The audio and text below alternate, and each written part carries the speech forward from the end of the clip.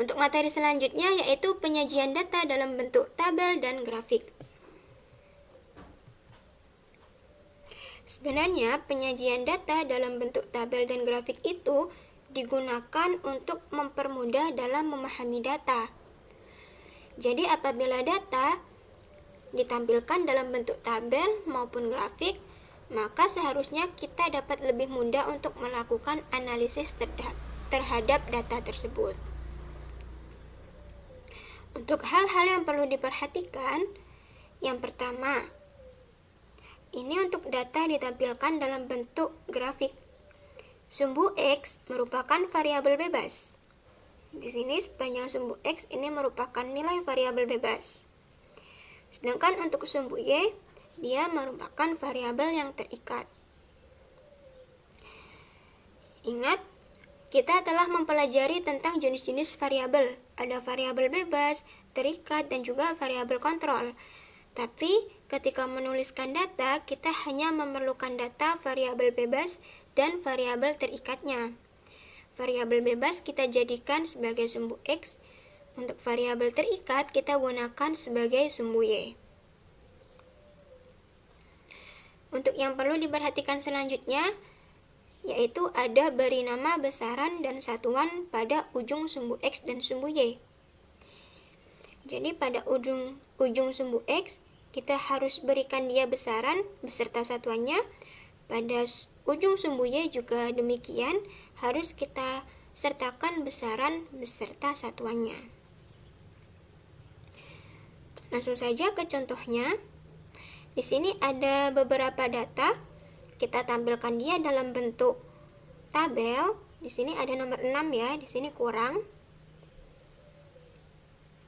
Di sini cara membacanya, pada massa 1 kg diperlukan gaya tarik 4,8 Newton.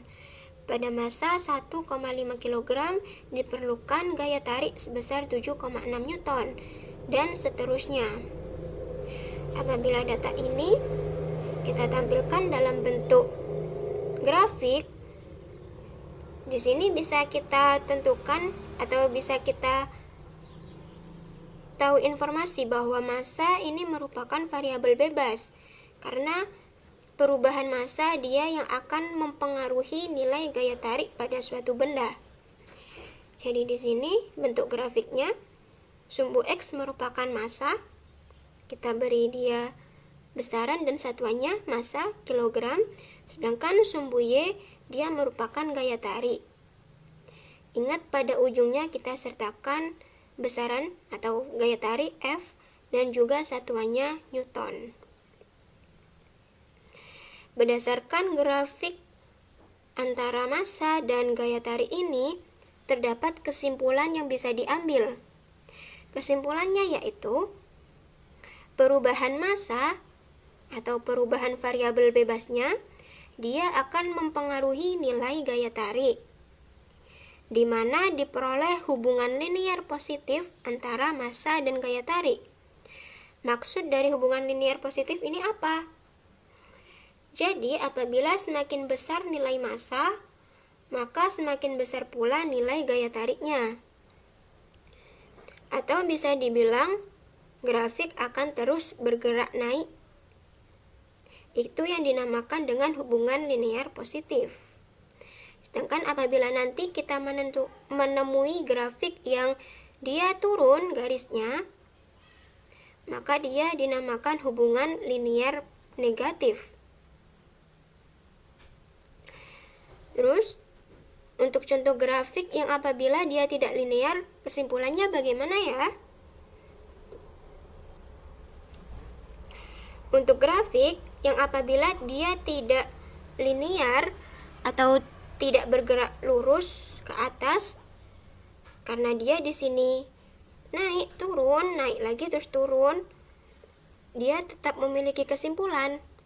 Kesimpulannya yaitu massa mempengaruhi nilai gaya tarik, tetapi belum didapatkan hubungan yang linear antara perubahan massa dan gaya tarik. Nah, untuk selanjutnya ini ada tugas yang harus kalian kerjakan ya, supaya bisa lebih paham. Tugasnya satu saja, tapi ini tuh Sebenarnya tugasnya ada di LKS kalian, bisa dilihat, tapi kalian kerjakan yang nomor 2 saja.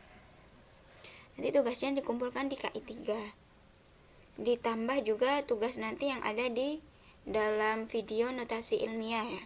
Jadi tugasnya dijadikan satu saja nanti.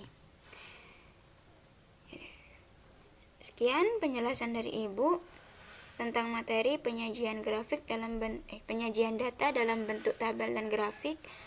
Semoga mudah dipahami. Wassalamualaikum warahmatullahi wabarakatuh.